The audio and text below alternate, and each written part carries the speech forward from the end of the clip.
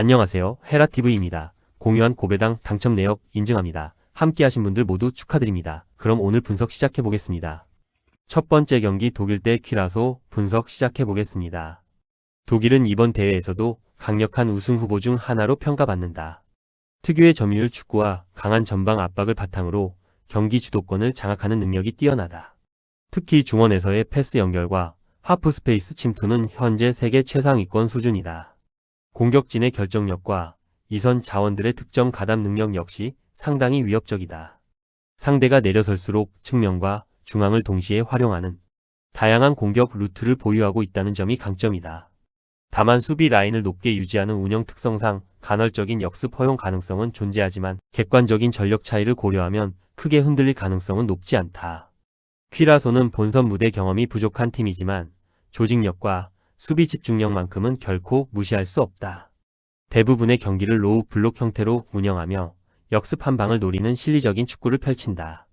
이번 경기 역시 수비 숫자를 최대한 늘리고 독일의 공격을 버티는데 초점을 맞출 가능성이 높다. 다만 경기 내내 독일의 점유율과 압박을 견뎌야 하는 만큼 체력적인 부담이 상당할 것으로 예상된다. 역습에서 몇 차례 기회를 만들 수는 있겠지만 공격 전개 숫자 자체가 제한적일 가능성이 높다. 전력 차이가 매우 큰 경기다. 독일은 경기 시작부터 높은 점유율을 바탕으로 퀴라소 진영에서 대부분의 시간을 보낼 가능성이 높다. 퀴라소가 수비적으로 버티겠지만 90분 동안 독일의 공격을 완벽하게 차단하기는 쉽지 않다. 특히 경기 후반으로 갈수록 체력 차이와 선수층 차이가 더욱 크게 나타날 가능성이 높다. 독일이 꾸준히 기회를 만들어내며 다득점 승리를 가져갈 확률이 높다. 두 번째 경기 네덜란드 대 일본 분석 시작해 보겠습니다. 네덜란드는 이번 매치업에서 객관적인 전력 우위를 가진 팀이다. 후방 빌드업의 안정감과 세트피스 경쟁력 그리고 중앙 장악 능력이 상당히 뛰어난 편이다. 특히 제공권에서는 일본보다 확실한 우위를 점할 수 있는 전력이다. 공격 전개 역시 측면 활용과 이선 침투가 다양하다. 상대가 수비적으로 나올 경우에도 꾸준히 기회를 만들어낼 수 있는 팀이며 세트피스 한 방으로도 흐름을 바꿀 수 있는 강점을 가지고 있다. 다만 최근 국제대회에서 보여준 모습처럼 높은 수비 라인 뒤 공간이 노출될 경우 예상보다 고전하는 장면이 종종 나온다는 점은 변수다. 일본은 현재 아시아 최강 수준의 조직력을 갖춘 팀이다. 빠른 전환과 전방 압박 그리고 좁은 공간에서의 패스 플레이가 매우 뛰어나다. 특히 강팀을 상대로 수비 후 역습 운영 능력이 상당히 좋은 편이다. 상대 빌드업 과정에서 압박을 통해 실수를 유도하는 능력도 갖추고 있다. 다만 네덜란드처럼 피지컬과 제공권이 강한 팀을 상대로는 세트피스 수비 부담이 커질 수 있다. 또한 박스 안에서의 높이 경쟁은 일본 입장에서 쉽지 않은 승부가 될 가능성이 높다. 이번 경기는 생각보다 팽팽한 흐름이 예상된다. 네덜란드가 점유율을 가져가겠지만 일본 역시 압박과 역습으로 충분히 맞설 수 있는 전력을 갖추고 있다. 일본 특유의 조직력은 네덜란드에게도 상당한 부담이 될 수 있다.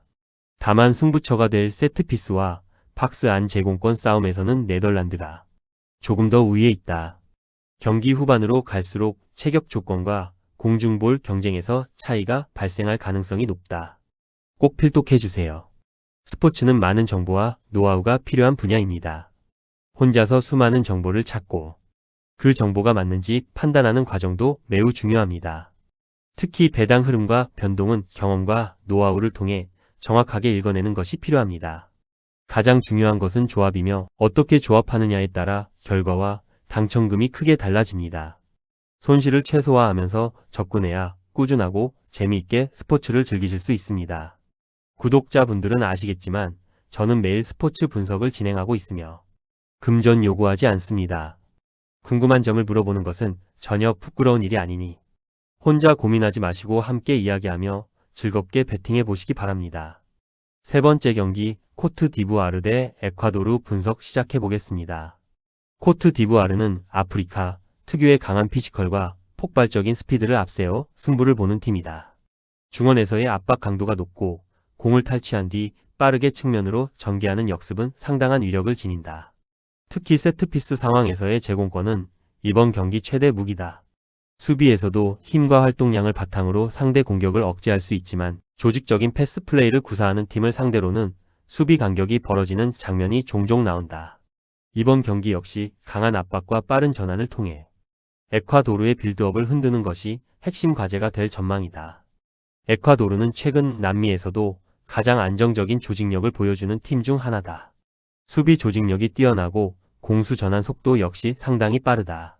무리하게 라인을 올리기보다는 안정적인 경기 운영을 선호하며 측면 자원들의 활동량과 빠른 침투를 활용한 공격 전개가 강점이다. 또한 남미 예선을 거치며 강팀들을 상대로도 꾸준히 경쟁력을 입증했다. 피지컬 싸움에서는 코트 디부아르에게 밀릴 수 있지만 경기 운영 능력과 전술 완성도에서는 오히려 우위를 점할 수 있는 팀이다. 이번 경기는 상당히 팽팽한 승부가 예상된다. 코트 디부아르는 피지컬과 세트피스에서 우위를 점하고 에콰도르는 조직력과 경기 운영에서 강점을 가진다.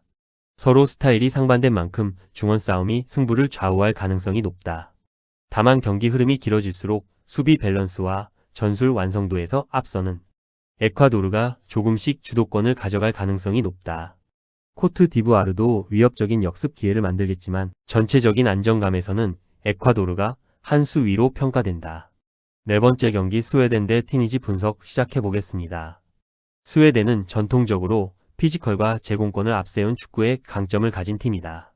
공격 전개 과정에서 측면 크로스와 세트피스를 적극 활용하며 박스 안에서의 공중볼 경쟁력은 이번 경기에서도 중요한 무기가 될 전망이다. 특히 중원에서의 활동량과 세컨드볼 장악 능력이 좋은 편이라 경기 주도권을 가져가는 데 능하다.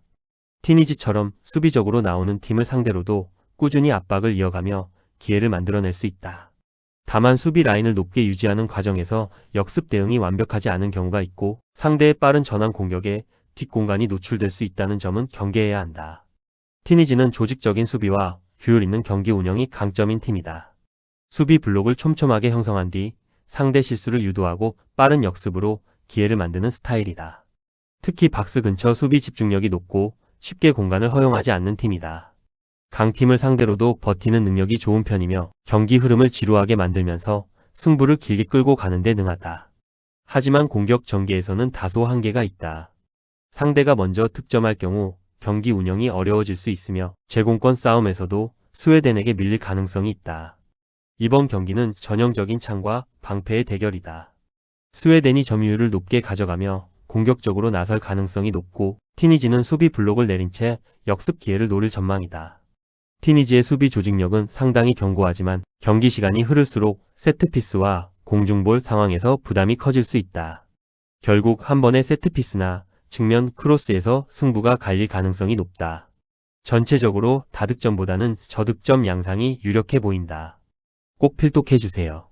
스포츠는 많은 정보와 노하우가 필요한 분야입니다. 혼자서 수많은 정보를 찾고 그 정보가 맞는지 판단하는 과정도 매우 중요합니다. 특히 배당 흐름과 변동은 경험과 노하우를 통해 정확하게 읽어내는 것이 필요합니다.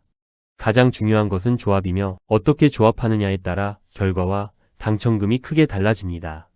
손실을 최소화하면서 접근해야 꾸준하고 재미있게 스포츠를 즐기실 수 있습니다. 구독자분들은 아시겠지만 저는 매일 스포츠 분석을 진행하고 있으며 금전 요구하지 않습니다. 궁금한 점을 물어보는 것은 전혀 부끄러운 일이 아니니 혼자 고민하지 마시고 함께 이야기하며 즐겁게 배팅해 보시기 바랍니다.